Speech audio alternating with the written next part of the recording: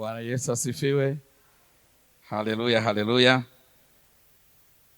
Waebrania sura ya 2 na mstari wa 14 na wa 15 unasema, kwa kuwa watoto wameshiriki damu na mwili, yeye naye vivyo hivyo alishiriki yayo hayo, ili kwa njia ya mauti amharibu yeye aliyekuwa na nguvu za mauti, yaani Ibilisi, awaache huru wale ambao kwamba maisha yao yote kwa hofu ya mauti walikuwa katika hali ya utumwa.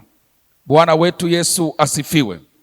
Katika kumalizia kipengele cha jana, nitaka kuonyesha tu kwamba nilimalizia kidogo pale mwishoni kwamba Yesu aliharibu mauti, aliharibu kaburi, aliharibu pia na shetani. Lakini kwa nini tunasema shetani aliharibiwa? Yesu alikuja kuzaliwa duniani katika mwili na mwili, mtu yote akiwa katika mwili anao mwili wenyewe, lakini pia ndani ya mwili anayo damu. Haleluya. Sasa sijajua kwa nini Biblia ikitaja damu haiuiti sehemu ya mwili. Anasema mwili ni kitu kingine na damu ni kitu kingine. Yesu ndiye anaanza maneno hayo, anasema atakayekula mwili wangu na damu. Kwa lojiki hiyo, damu si mwili. Haleluya. Mwili ni kitu kingine na damu ni kitu kingine. Tukija huku kwenye sayansi, damu ni sehemu ya mwili, lakini tukienda kiroho, damu ni uhai na mwili sio uhai. Haleluya. Mwili ni jambo lingine na damu ni jambo lingine. Maeneo mengi Biblia inazungumza lugha inayotenganisha damu na mwili kama vitu viwili tofauti. Haleluya. Kwa hiyo Yesu ndiye aliyeanza kutuambia ya kwamba tunaweza kula mwili wake na kunywa damu yake, kwa maana kwamba mwili ni kitu kingine, damu nayo ni kitu kingine.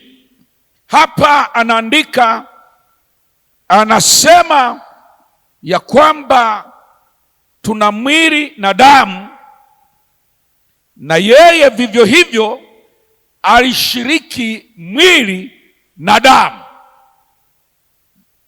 ili kwa njia ya mauti, kwa sababu hakuna mauti kwa kiumbe kisicho na mwili. Roho hazifi kwa sababu roho hazina mwili wala hazina damu. Bwana Yesu Kristo asifiwe. Roho hazifi kwa sababu hazina mwili, lakini chochote kilicho na mwili chaweza kufa. Kwa hiyo ili aweze kufa, alilazimika kuvaa mwili, na ndani ya mwili kukawepo damu. Bwana Yesu Kristo asifiwe. Na damu ile ndiyo ambayo tumesema nguvu yake ndio uzima. Haleluya.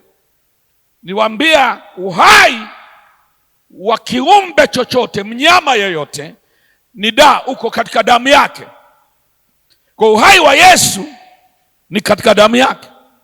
Na nikasema uhai wa Yesu ni uhai wa Mungu. Nguvu ya uhai wa Yesu si pungufu ya nguvu ya uzima wa Mungu. Haleluya. Na kwa hiyo si pungufu ya nguvu za Mungu. Ndio maana damu ya Yesu ina nguvu kuliko chochote, kwa sababu damu ya Yesu nguvu yake ni nguvu ya Mungu, kwa sababu uhai uliomo ndani yake ni uhai wa Mungu, na uhai wa Mungu ni uzima. Haleluya. Na uzima ndio uliomfufua Yesu katika wafu. Ndio maana jana tulisoma kwamba ni damu ndio iliyomfufua katika wafu. Bwana Yesu Kristo asifiwe. Sasa anasema hivi, kwa njia ya damu alienda akaharibu mauti. Derivation yetu natupeleka pale pale, yaani namna tunavyotiririsha hili jambo, kwamba kwa sababu kilitokea hiki ndio maana kulitokea hiki, kwa kuwa hiki kiko hivi ndio maana hiki kiko hivi. Haleluya, Bwana Yesu asifiwe. Kwa hiyo tunasema hivi, shetani ndiye mwenye nguvu za mauti. Kwa hiyo ili kuharibu mauti lazima uharibu mwenye nguvu za mauti.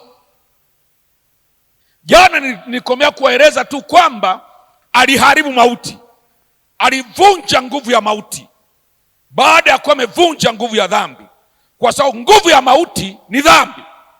Dhambi ikikosa nguvu na mauti imekosa nguvu kadhalika. Haleluya, kwa sababu nguvu ya mauti ni dhambi. Lakini leo nataka nikuongezee kwamba nguvu ya mauti pia, mwenye nguvu za mauti ni Ibilisi, ambaye pia ndio mwenye nguvu ya dhambi. Haleluya. Kwa jambo Yesu alifanya, Biblia inatuambia alianza kwanza akamharibu yule mwenye nguvu za mauti. Sasa alimharibu namna gani? Hiyo ni moja ya siri ambazo tukienda tutazikuta. Haleluya. Sisi tukimharibu tuna maneno mengi tunasema, shetani na kung'oa meno, shetani na kupiga kichwa chako na kibonda. Tuna maneno mengi tukimharibu, wakati tunakemea pepo au wakati tunapigana vita vya kiroho. Sasa sijui kama tuna ufunuo huo kwamba Mungu alimharibu hivyo, aliponda kichwa, akafanya nini, hiyo hatujui, ila tunachojua alimharibu. Lakini pia tunajua kwamba unabii kuhusu yeye katika bustani ya Edeni ulisema, uzao wa mwanamke utakuponda kichwa, akiwa anazungumza shetani kama nyoka, na Biblia katika Ufunuo inamwita nyoka wa zamani. Haleluya. Shetani jina lake la kibiblia ni nyoka wa zamani. Unabii wa kitabu cha Mwanzo unasema uzao wa mwanamke utamponda nyoka kichwa. Sasa nimesema mengine tutajua huko. Sasa kama kuponda kichwa ni kwa lugha ile tunayojua tunavyopondaga kichwa cha nyoka kwa fimbo tunapokuwa tunaua nyoka, ndicho Yesu alimfanya shetani. Hayo siwezi kuyasemea, tutayajua huko. Kama tutafanikiwa kufunuliwa tukaonyeshwa li shetani linafananaje, tukaona kichwa kimebonyea, tutajua lilipondwa. Haleluya. Bwana Yesu asifiwe. Lakini tutosheke leo kujua kwamba Biblia imesema atamponda kichwa. Sasa upondaji wa namna gani, hiyo tuiachie hapo. Pili, tutosheke kujua kwamba Yesu kwa njia ya mauti alimharibu Ibilisi. Tutosheke kujua kwamba shetani aliharibika. Yaani aina ya shetani alivyokuwa wakati anatawala baada ya kuiba madaraka Edeni, sivyo shetani alivyo baada ya kifo cha msalabani. Kuna jambo lilimpata msalabani, kuna uharibifu ulimtokea baada ya mauti ya msalabani. Haleluya. Alivyokuwa akiwa kabla ya kifo cha msalabani, kutokea Edeni mpaka hapo na kutokea hapo mpaka sasa na milele ni tofauti, kwa sababu Biblia inasema kwa njia ya damu yake alimharibu yeye aliyekuwa na nguvu za mauti, yaani Ibilisi.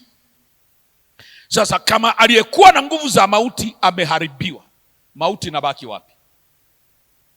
Simeshaharibiwa.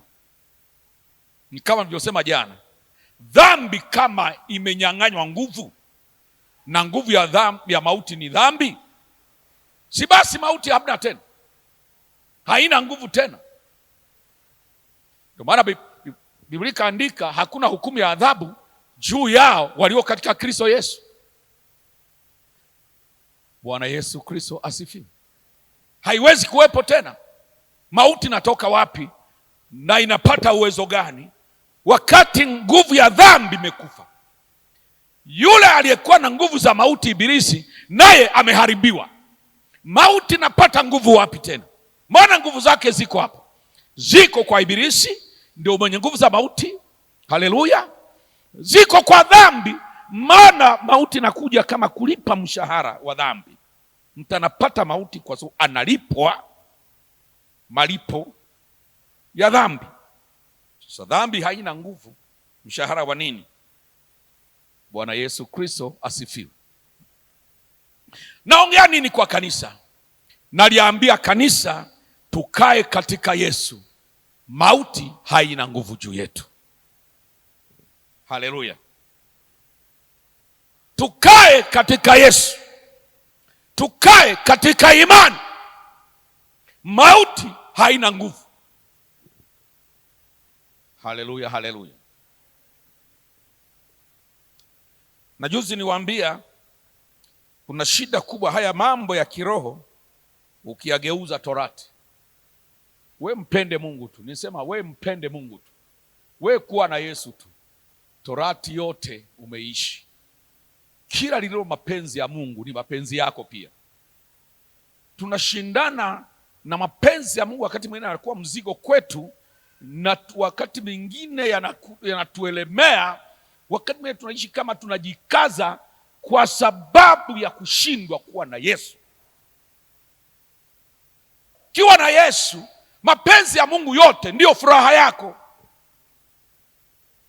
Lakini usipokuwa na Yesu sawa sawa, mapenzi ya Mungu yatakuwa Torati kwako.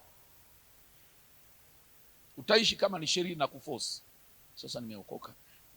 Utakuwa umeokokaje? Huendi kuzani, ngoja nijikaze niende. Haleluya. Bwana Yesu asifiwe sana. Kwa sababu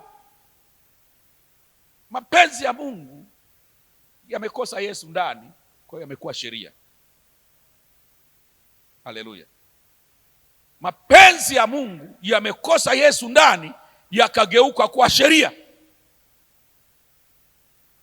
yakapoteza hali ya neema, yakageuka kuwa sheria. Bwana Yesu Kristo asifiwe. Haleluya, haleluya. Katika yeye ndimo ulimo utimilifu wote wa Torati na manabii. Bwana Yesu Kristo asifiwe. Jambo ambalo nataka tuliangalie leo katika muda huu tulionao, nataka tuangalie jambo lingine. Damu si tu kwamba imefungua kaburi na kuvunja nguvu za mauti, damu pia ndiyo imefanya mbingu ziko wazi juu yetu. Ni damu ndiyo imefanya mbingu ziko wazi juu yetu, zimefunguka juu yetu. Ni damu ndiyo imefanya mbingu zimefunguka kwetu. Haleluya. Siku moja ile nilikuwa nawapa ule ushuhuda, alitoa ndugu mmoja, actually sio ushuhuda, ni kitabu.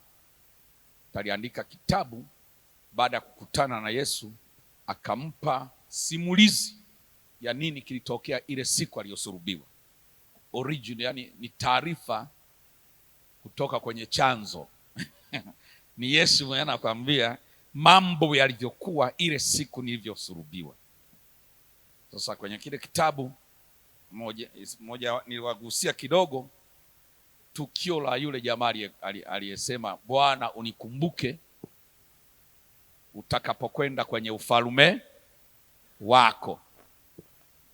Jinsi alivyofika pale, akakutana malaika wanaoshangaa, walikuwa wanalinda mahali pana geti. Mara ghafla Yesu anakata roho na geti limetoweka.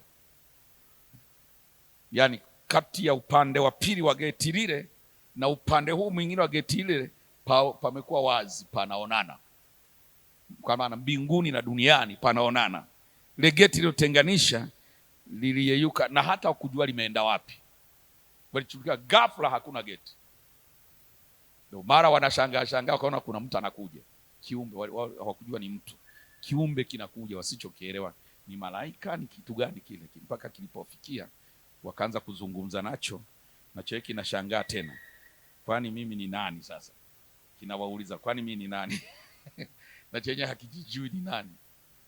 Wanakishangaa kinavyoshaini kuwapita wao, na chenye kinashangaa kinauliza, ninyi kwani ninyi ndio malaika? Ndio, sisi ni malaika. Wewe ni nani? Hakijielewi vizuri. Baadaye walipozungumzia habari ya mwizi msalabani na nini, kumbe ni mimi. Ina maana mimi ndo nimekuwa hivi? Ndio, aliniambia atanikumbuka. Kumbe amenikumbuka. Na chenye kinashangaa. Haleluya. Amenikumbuka. Pale mahali wanashangaa, pamekuwa wazi, ile geti lilokuwepo halipo. Nini kimetokea? Ndicho hiki ninachotaka kufundisha leo. Damu ndiyo iliyotufungulia mbingu. Vinginevyo dhambi ilitutenganisha na Mungu. Kile kitu tunachokiona kilitokea Eden. Wangapi mnakumbuka? Eden, Mungu alifukuza Adam. Toka. Adam akatoka akaenda. Huko alikoenda pamelaaniwa. Biblia inasema ardhi imelaaniwa. Kaanza kuwa nalima kwenye ardhi imelaaniwa. Huku kwenye bustani alikofukuzwa, maandiko yanasema pakawekwa kerubi. Haleluya. Makerubi wanaolinda na wana mapanga yanageuka huku na huku, ili kwamba Biblia imetoa na sababu kwa nini palindwe, ili mwanadamu asija karudi tena kapita ile njia ya uzima, akala matunda ya mti wa uzima, akaishi milele. Ndio mauti. Takwenda pamoja. Asije akarudi hapo. Pale ndani kulikuwa na mti wa uzima, na walikuwa nakula. Mungu aliwakataza ule mwingine wa ujuzi wa mema na mabaya, lakini wa mti wa uzima walikuwa nakula.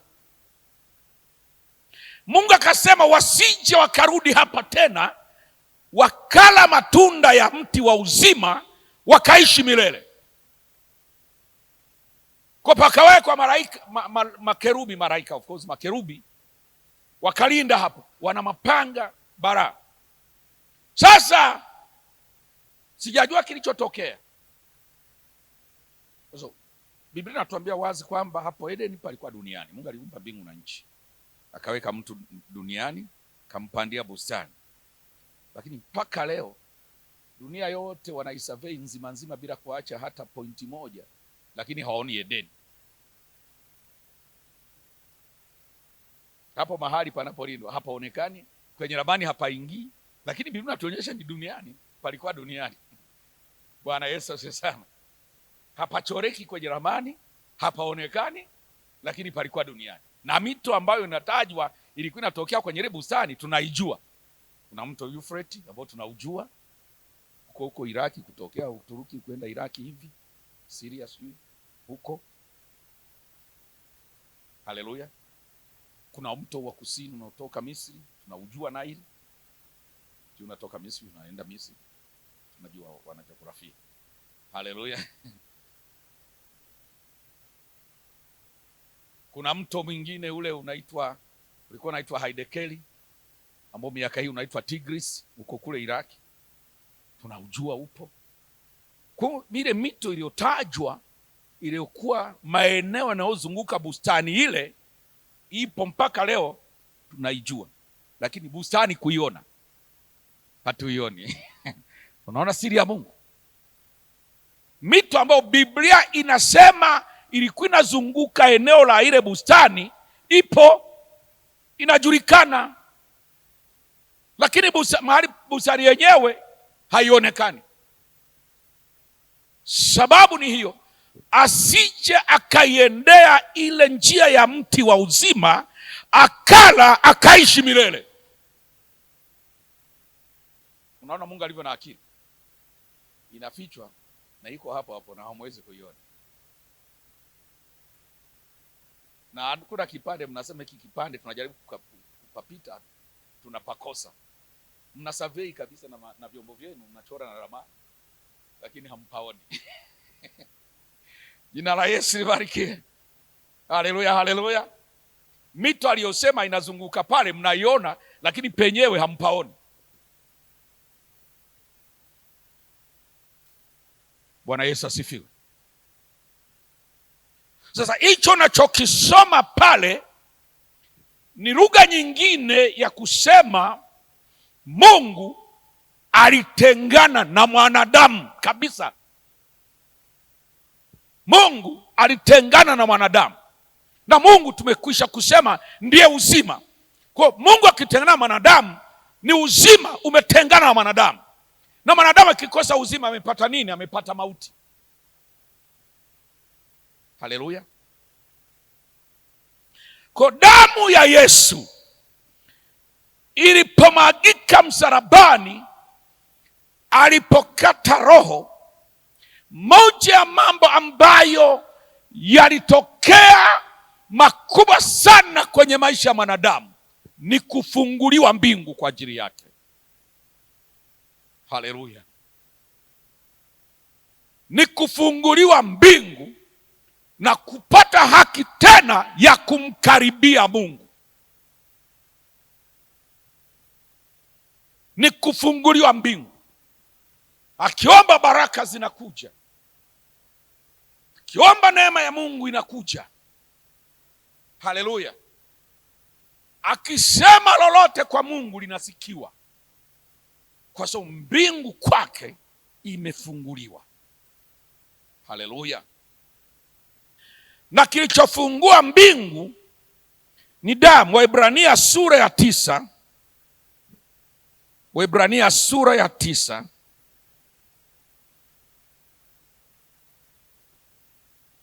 mstari wa 22.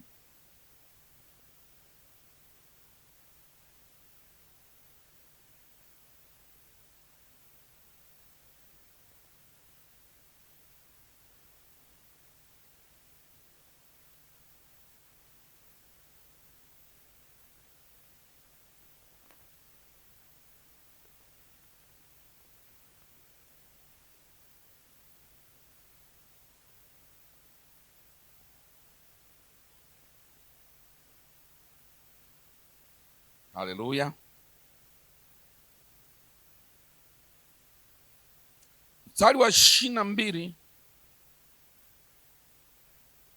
Ngoja nianzie mstari wa 19 ndio niende 22. Haleluya. Mstari wa 18 unasema 18, 19 mpaka 22. Kwa hiyo hata lile la kwanza halikuanzwa pasipo damu. Maana kila amri ilipokwisha kunenwa na Musa kwa hao watu wote, kama ilivyoamuru sheria, alitwaa damu ya ndama na ya mbuzi pamoja na maji na sufu nyekundu na hisopo. Nimekumbuka kuna mtu aliuliza hisopo ndio kitu gani, na nikaahidi ningesemea hisopo, nilisahau. Bwana Yesu asifiwe sana. Nimalize kusoma haya nirudi kwenye hisopo kwa sababu niliahidi. Haleluya. Maana kila amri ilipokwisha kunenwa na Musa kwa hao watu wote kama ilivyoamuru sheria, alitwaa damu ya ndama na ya mbuzi pamoja na maji na sufu nyekundu na hisopo, akakinyunyizia kitabu chenyewe na watu wote, akisema, hii ni damu ya agano mliloamriwa na Mungu. Na ile hema nayo na vyombo vyote vya ibada alivinyunyizia damu vivyo hivyo. Na katika Torati karibu vitu vyote husafishwa kwa damu, na pasipo kumwaga damu hakuna ondoleo. Bwana Yesu asifiwe. Bwana Yesu asifiwe. Nisikilize nikwambie kitu. Wakati wa hema, Mungu aliweka utaratibu, na uzungumza kwa mara nyingine kwa sababu nishauzungumza, kwamba kuhani mara moja kila mwaka alikuwa anaenda kwa ajili ya upatanisho wa watu kwa dhambi, na anaingia kwa damu. Haingii patakatifu pa patakatifu isipokuwa ni kwa damu. Haleluya. Na alikuwa anaenda mara moja tu kwa mwaka. Hiyo siku ilikuwa, nadhani kama sikosei, ni siku ya 10 ya mwezi wa 7 wa Kiebrania, ndio anaenda pale siku ya 10 ya mwezi wa 7. Najua walianza mwezi wa kwanza siku ya 14 ndio Pasaka. Kesho yake ni siku ya mikate isiyotiwa chachu. Siku inayofuata ni siku ya malimbuko, ambao kwa Yesu ndio ilikuwa siku ya ufufuko, limbuko lao waliolala. Haleluya. Siku ya 50 baada ya hapo ni siku ya Pentekosti, au siku ya kukusanya mavuno. Walikuwa naita sikukuu ya majuma.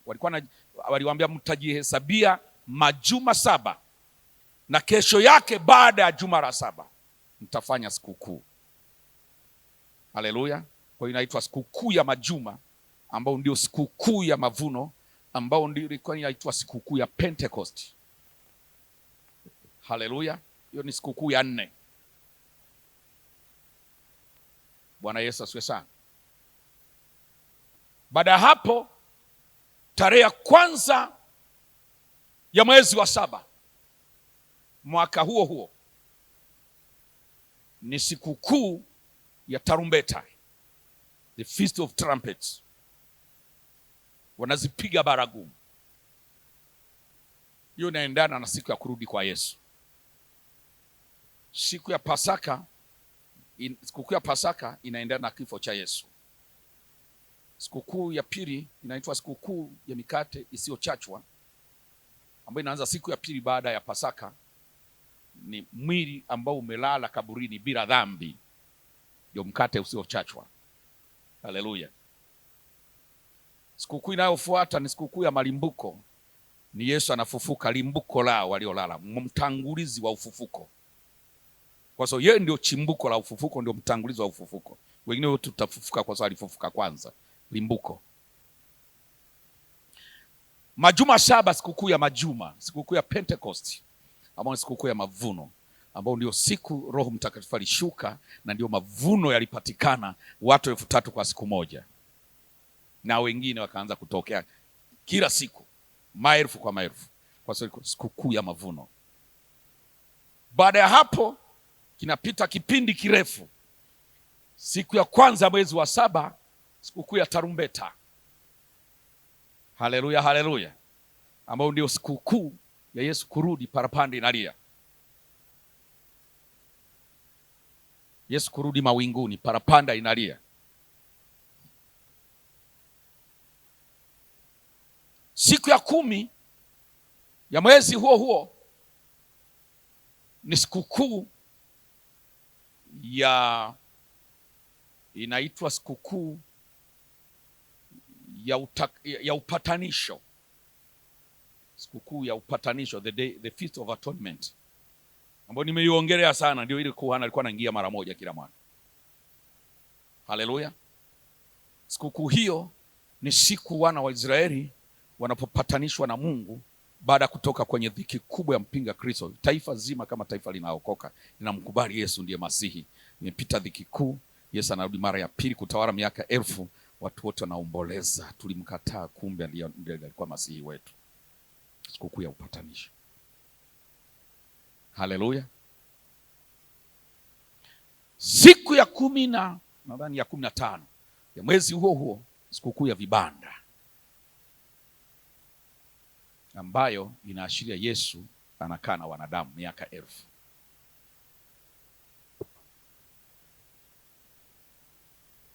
Bwana Yesu Kristo asifiwe sana. Haleluya, haleluya. Kwa kila mojawapo ya sikukuu za Wayahudi yote ni maisha ya Yesu. Kwa Yesu anaposema akawafunulia wajue maandiko yaliyoandikiwa yeye tokea Torati na manabii, hakuna kilichoko kwenye Torati ambacho sio Yesu. Chote kwenye Torati kinasema Yesu. Sikukuu zile zinasema Yesu.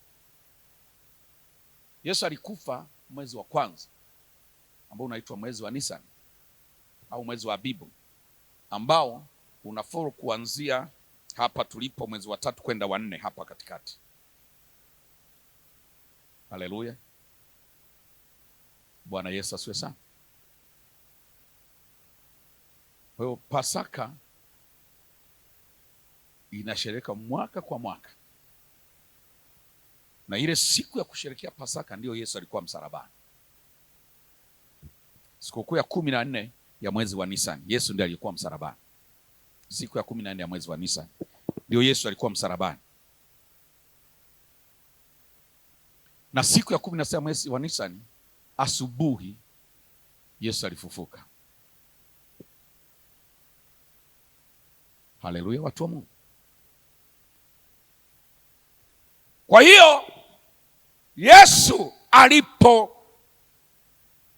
alipofufuka alienda kutekeleza majukumu ya kikuhani, na kuhani haingii madhabahuni patakatifu pa patakatifu bila damu, anaingia kwa damu.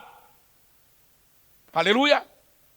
Na anapita kwenye pazia, maana kulikuwa na pazia linalotenganisha upande huu mmoja unaitwa patakatifu, ambapo pana mikate ya onyesho na ile madhabahu ya sadaka na mambo mengine hayo. Madhabahu ya sadaka ilikuwa kwa nje zaidi ya shaba. Madhabahu ya uvumba ndilikuwa hapo patakatifu, madhabahu ya uvumba, ya kufukizia uvumba. Haleluya.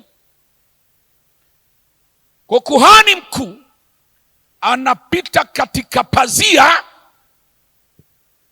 anaenda upande wa pili patakatifu pa patakatifu, na hana namna anaweza kuingia kule isipokuwa ana bakuli la damu. Ndivyo ilivyokuwa Agano la Kale.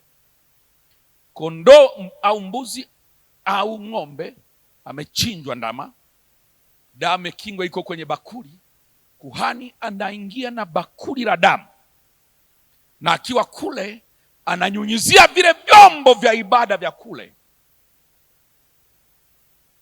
na kila kitabu cha agano kilikuwepo kule, ile mbao aliyotoka nayo Musa mlimani, anainyunyizia. Shatoka kule anarudi huku anawanyunyizia na watu. Ni upatanisho. Jina la Yesu libarikiwe. Yesu alipofufuka alikuwa kuhani, na kuhani lazima awe mtakatifu. Soma vizuri zile taratibu zao, alikuwa naoga, anafanya nini, taratibu zimeandikwa kwenye Biblia. Haleluya. Anaenda kule. Yesu amefufuka, wanakutana Mariamu mbele ya kaburi kwenye bustani ya yule nani alikuwa anaitwa Yusufu Arimataya yule. Mariamu anataka kumkimbilia, asema usiniguse. Sijaenda. Haleluya. Usinishike, bado sijaenda. Haleluya. Kwa alimaliza kufufuka, akaenda kwanza kutekeleza mambo ya kikuhani kule juu kwenye madhabahu patakatifu pa patakatifu, palipo na kiti cha enzi cha Baba. Haleluya.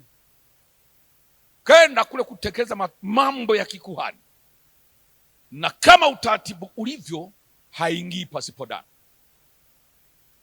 kwa alienda kwa damu yake mwenyewe. Haleluya, aliingia kwa damu yake mwenyewe. Soma Waebrania sura ya 10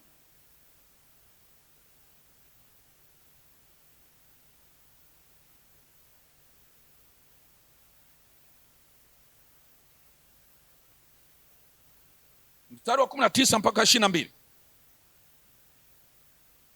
Waebrania 10 mstari wa 19 mpaka 22. Basi ndugu, kwa kuwa tuna ujasiri wa kupangia patakatifu kwa damu. Kupangia patakatifu kwa nini?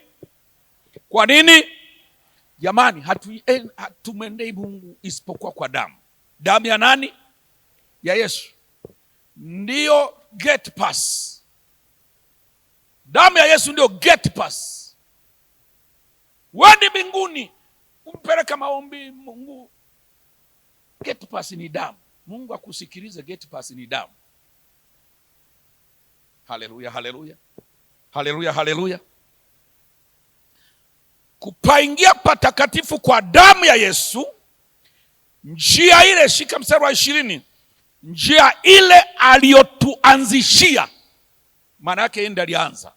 Nakwenda pamoja, yeye ndiye alianza kuingia patakatifu kwa damu.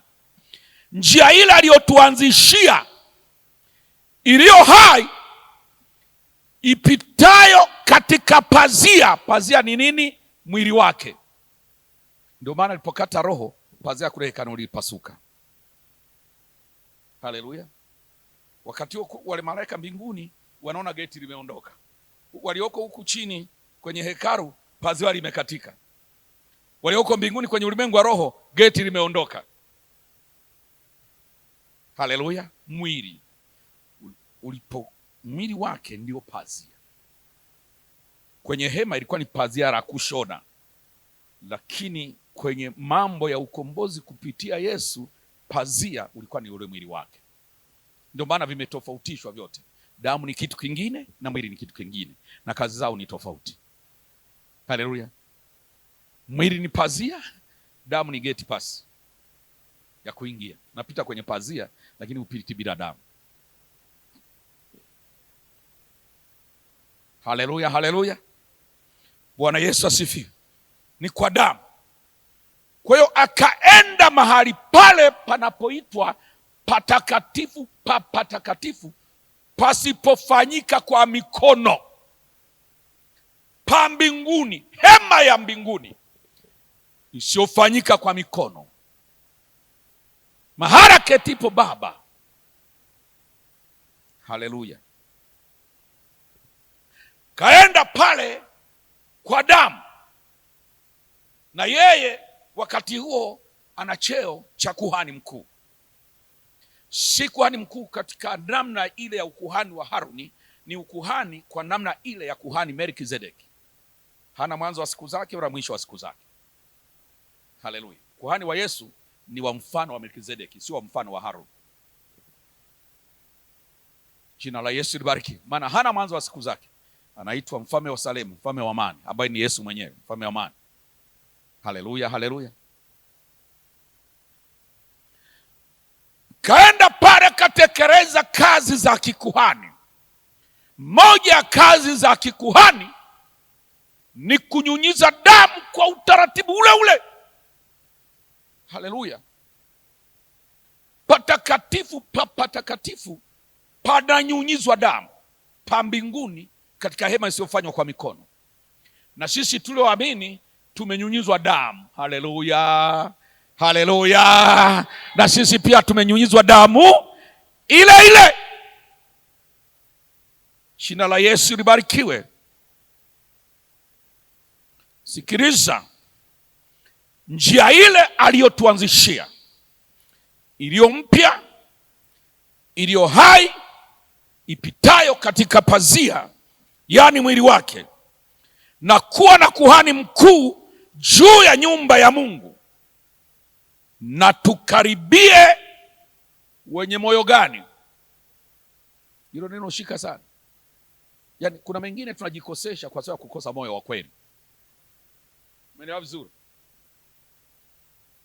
Kuna mengine tunaishi kama mbingu zimefungwa juu yetu, kumbe shida ni kukosa moyo wa kweli.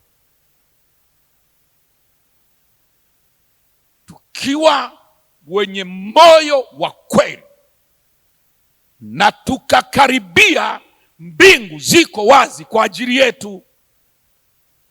Kinachofanya wakati mwingine mbingu zinakuwa kama haziko wazi, wakati mwingine tunakosa moyo wa kweli. Jina la Yesu libarikiwe. Haleluya, haleluya, haleluya, haleluya, haleluya. Na tukaribia wenye moyo wa kweli kwa utimilifu wa imani, hali tumefanywaje? Tumenyunyizwa. Haleluya.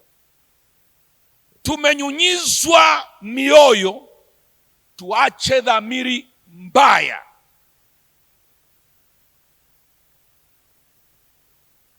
Ukisikia, kabla siendelea mbele, naomba nikupeleke Waibrania hapo hapo sura ya 12. Nikutazamishe Yesu kama kuhani, kitu gani anafanya? Kuanzia mstari wa 22 mpaka mstari wa 24. Ibrania 12. Bali ninyi mmefikiria mlima Sayuni, na mji wa Mungu aliye hai, Yerusalemu wa mbinguni,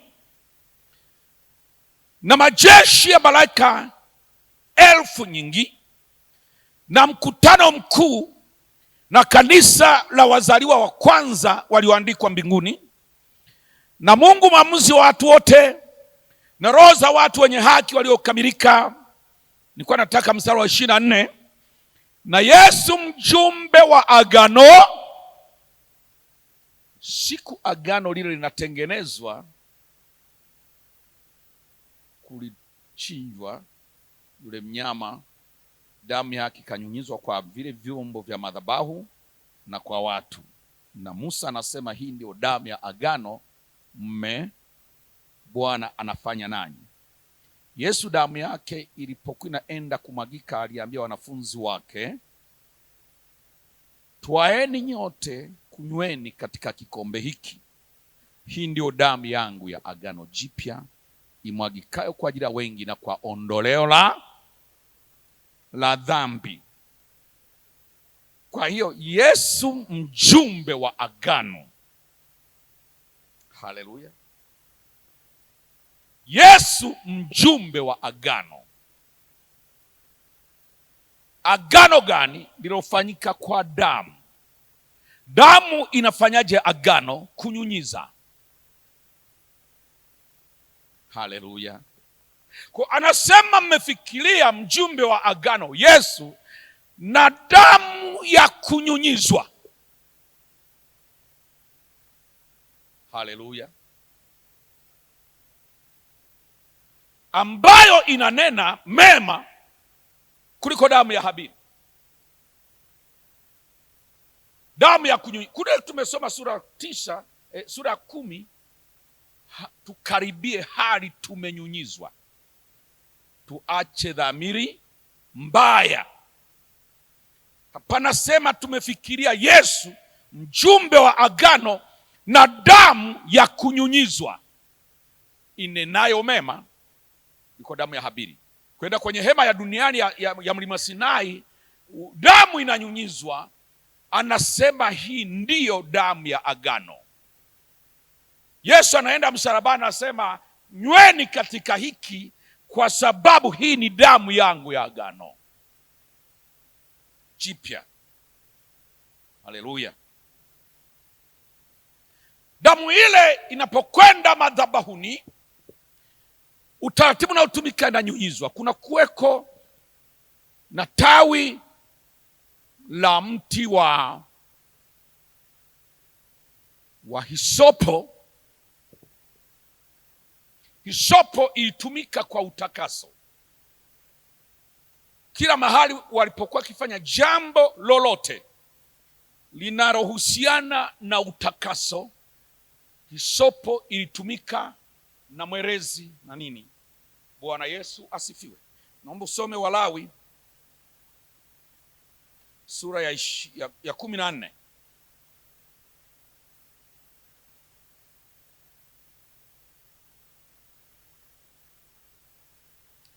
Tuanze tu mstari wa kwanza tusome mpaka tutakapoona pametosha.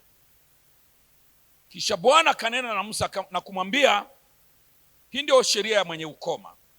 Katika siku ya kutakaswa kwake ataletwa kwa kuhani, na huyo kuhani aende nje ya marago, na kuhani ataangalia na tazama, ikiwa pigo la ukoma limepoa kwake huyo mwenye ukoma, ndipo huyo kuhani ataagiza kwamba watoe kwa ajili yake atakayetakaswa ndege wawili walio hai, ambao ni safi, na mti wa mwerezi na sufu nyekundu na hisopo. Kisha kuhani ataagiza ndege mmoja achinjwe katika chombo cha udongo kilicho juu ya maji ya mtoni. Kisha huyo ndege aliye hai atamshika na huo mti wa mwerezi na hiyo sufu nyekundu na hisopo, naye atavichovya hivyo pamoja na yule ndege aliye hai katika damu ya huyo ndege aliyechinjwa juu ya maji ya mtoni. Kisha atamnyunyizia huyo atakayetakaswa na ukoma mara 7, na atasema kwamba yusafi. Kisha atamwacha yule ndege aliye hai aende zake nyikani. Inatosha mpaka pale. Kuhani anapotakasa mtu ambaye alikuwa na ukoma, ili awathibitishie watu kwamba huyu ndugu hana ukoma tena, haleluya, anampeleka nje ya marago, anachinja ndege, damu yake anachovya tawi la hisopo na sufu nyekundu, haleluya, na mwerezi, halafu anamnyunyizia. Inaitwa damu ya kunyunyizwa, haleluya. Anamnyunyizia, kimnyunyizia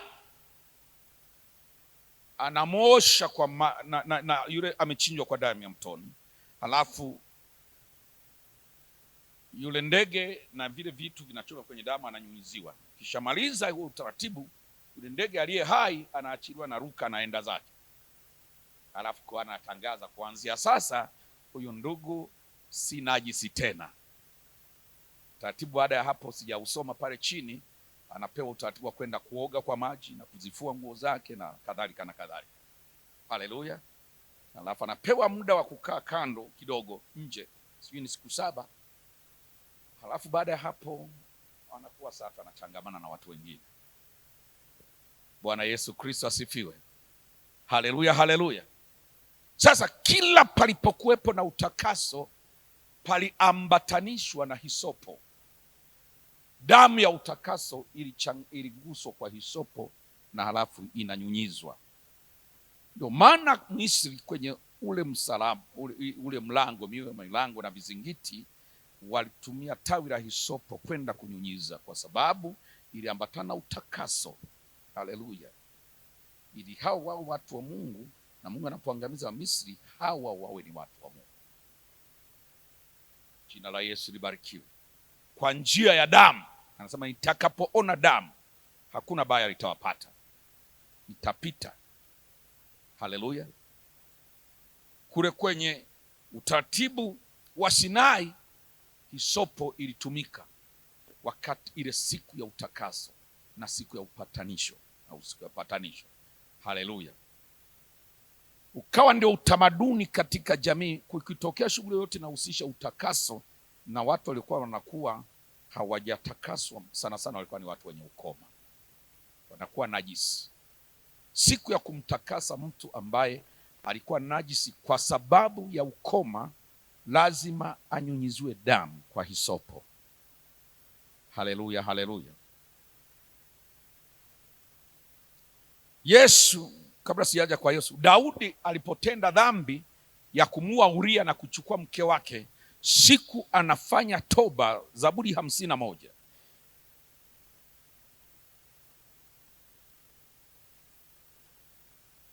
haleluya. Haya ninayosema yanawaingia, lakini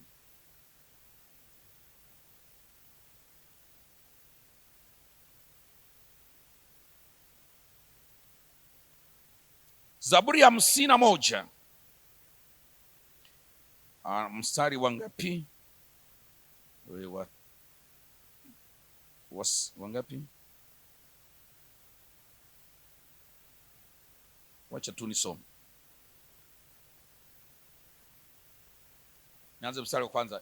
Ee Mungu, ni rehemu sawa sana fadhili zako, kwa kiasi cha wingi wa rehema zako uyafute makosa yangu. Unioshe kabisa na uovu wangu, unitakase dhambi zangu, maana nimejua mimi makosa yangu na dhambi yangu mbele yangu daima. Nimekutenda dhambi wewe peke yako na kufanya maovu mbele za macho yako. Wewe ujulikane kuwa una haki unenapo, na kuwa safi utoapo hukumu. Tazama mimi naliumbwa katika hali ya uovu, mama yangu alichukua mimba hatiani. Na tazama pendezwa na kweli iliyo moyoni, nawe utanijulisha hekima na kwa siri. Unisafishe kwa hisopo, nami nitakuwa safi. Mstari wa 7. Unioshe nami nitakuwa mweupe. Unisafishe kwa hisopo. Utakaso alikuwa anatumia hisopo. Yesu msalabani akiwa anamwaga damu ya utakaso alisema naona kiu, wakachukua mwanzi wa hisopo. Haleluya. Wakaweka juu yake nini? Siki. Sawa? Vinegar. Ni spongo, ni siki. Okay, vyote vile.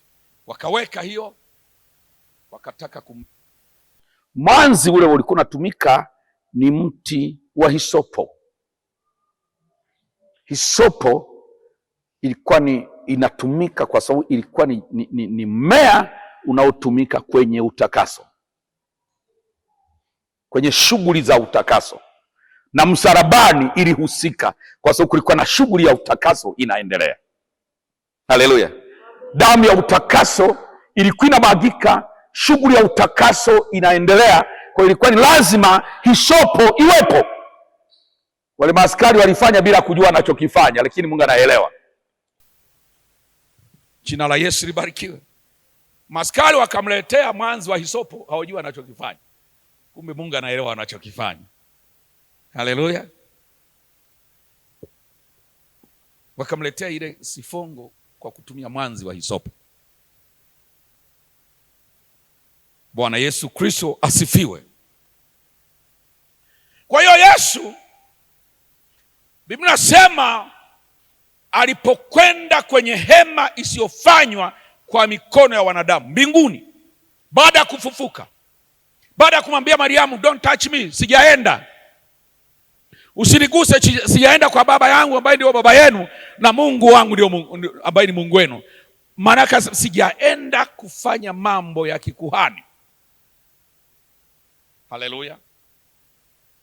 Lazima niende kwa damu, niingie patakatifu kwa mwili wangu, kwa sababu mwili ndio pazia. Haleluya. Na geti pass ni damu. Fike pale afanye kunyunyiza, ili tupate damu yenye nguvu ya kututetea. Ndio maana kwa damu siku zote Yesu yuko mbele ya kile kiti akituombea daima. Jesus intercede for us unceasingly. Anatuombea muda wote pasipo kukoma, muda wote. Haleluya, haleluya. Anatuombea pale kwa sababu anasimama kwenye nafasi ya kikuhani kwa damu. Haleluya. Kwa damu, si pasipo damu. Kwa damu anatuombea pasipo kukoma. Haleluya. Analiombea kanisa siku zote pasipo kukoma.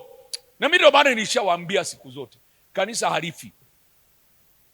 Kanisa litapigwa vita kwa namna zote, kanisa litatafuta kufutwa kwa namna zote, lakini kanisa liko pale pale, kanisa halifi. Kuna kuhani yuko mahali pale anaomba siku zote, kuna damu iko pale ya kunyunyiza inaongea siku zote mema kwa ajili ya kanisa, na kuhani yuko mahali pale muda wote akiliombea kanisa. Kanisa haliwezi kufa. Kanisa haliwezi kufa. Na mimi nawaambia, yani nyinyi msiwe na wasiwasi, kanisa halifaki. Haleluya. Kanisa halifi. Wote waliojaribu kushindana na kanisa wamekufa na kuliacha kanisa. Wote waliojaribu kutaka kuliharibu kanisa wameharibika na kanisa likabaki. Haleluya. Kusiwe na hofu. Watakufa utabaki, wataharibika utabaki. Haleluya, haleluya, haleluya. Kila aliyetaka kuharibu kanisa aliharibika na kanisa halikuharibika. Aliyetaka kuua kanisa alikufa na kanisa halikufa. Tunakwenda pamoja. Kwa nini? Iko damu inenayo mema kuliko damu ya Habili. Kwani damu inasemaje? Damu ya Yesu inanena hayo niliyomaliza kusema. Damu ya Habili inasema nini? Mungu anakuja kwa Kaini, anamwambia ndugu yako yuko wapi? Kwani mimi mlinzi? Mungu akamwambia, mbona nasikia damu ya ndugu yako ikiniriria kutoka katika mavumbi ya ardhi? Haleluya. Damu ya Habili inalia kisasi, inalia nimeonewa, inalia Mungu lipa kisasi. Haleluya. Damu ya Yesu hailii kisasi, inalia rehema. Ni damu mbili tofauti.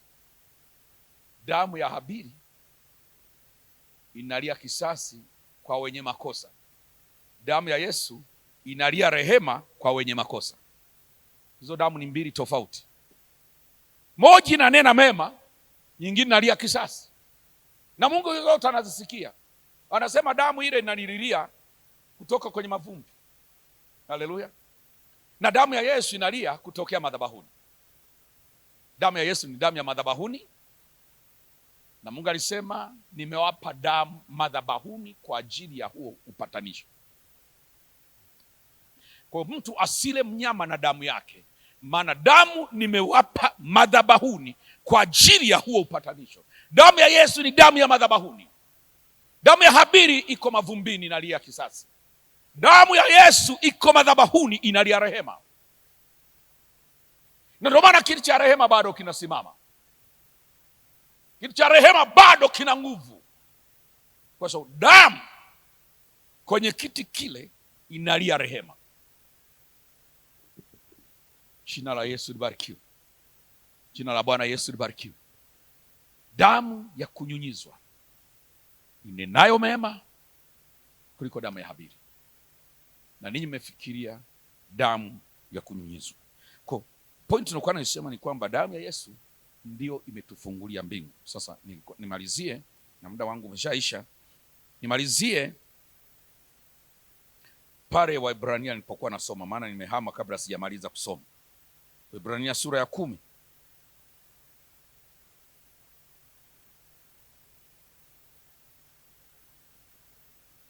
Mstari wa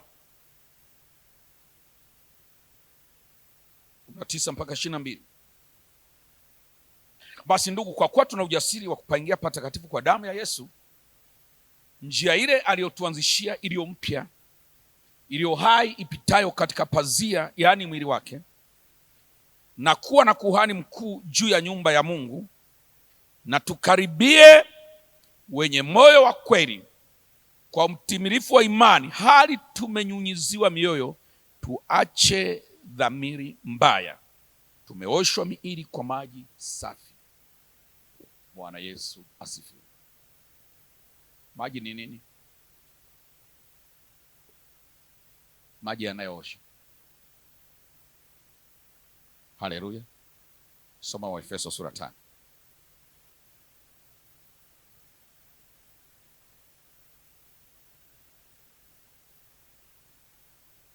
Sura 5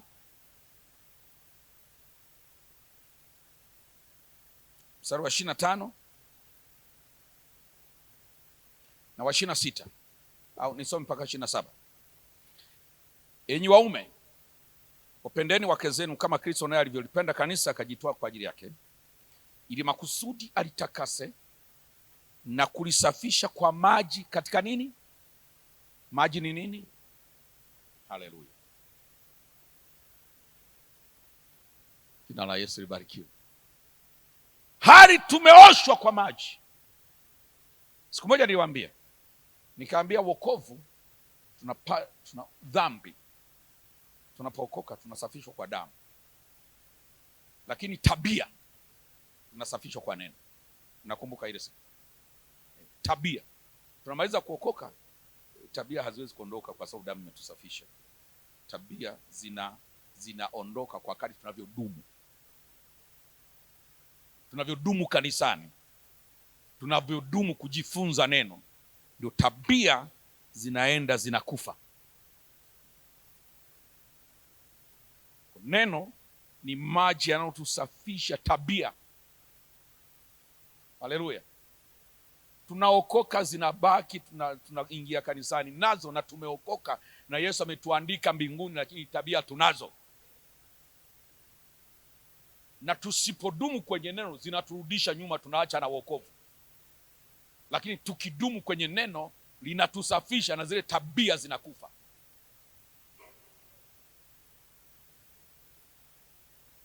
Haleluya.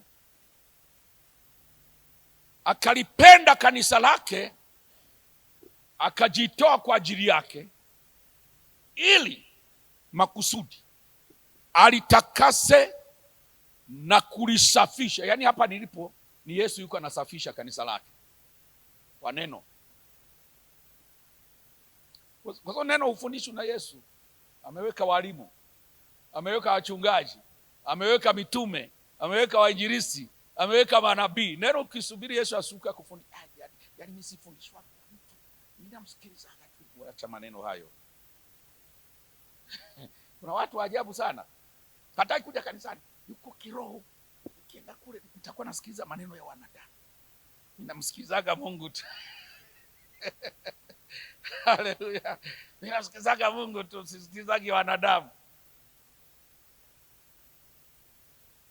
Wewe utaunda kanisa lako na mbingu yako.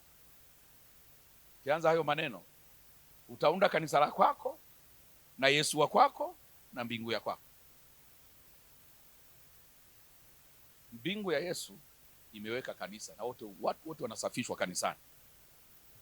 Na ndani ya kanisa mbingu ya Yesu imeweka mitume na manabii na wainjilisti na wachungaji na walimu, ili wawakamilishe watakatifu, kazi ya huduma itendeke, na mwili wa Kristo ujengwe, na watu wasio watoto wachanga wakitupwa huku na huku, na elimu za kila aina. Hivyo maneno mnayasomaga, na upepo wa kila elimu. Haleluya. Kwani watu wanatupwa huku na huku na upepo wa kila elimu? Ni kwa sababu hawadumu kanisani. Waliokoka wakashindwa kudumu kanisani. Lazima kila upepo wapitie. Haleluya. Na wanabaki watoto wachanga miaka yote, ndio maana hawezi kazi ya Mungu.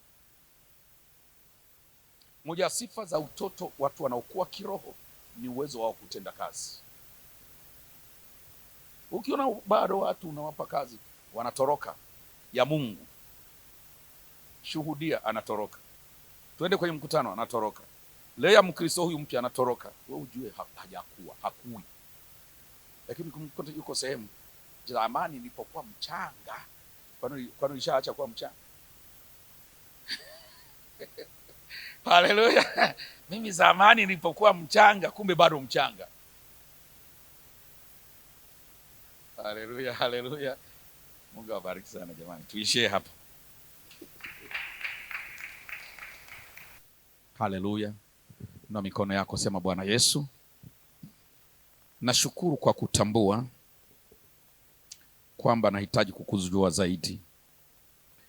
Na unapotaka kufanya jambo juu ya maisha yangu, unatuma mtu. Na wiki hii umetuma mtu wa kuja kunielewesha siri za ufalme wako, siri za wokovu wako, na siri za ushindi wangu.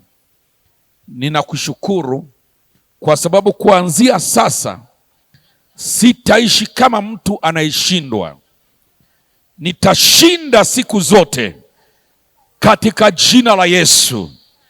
Nitasimama siku zote nikiwa najua kwamba mauti haina nguvu, dhambi haina nguvu, kaburi halina nguvu, na shetani hana nguvu.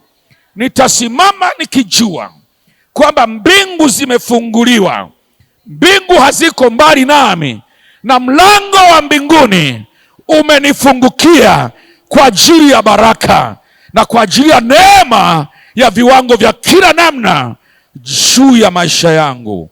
Ninayapokea haya, nipe neema ya kuyajua na kuyaweka kwenye maisha ya kila siku, katika jina la Yesu, katika jina la Yesu, amen. Haleluya.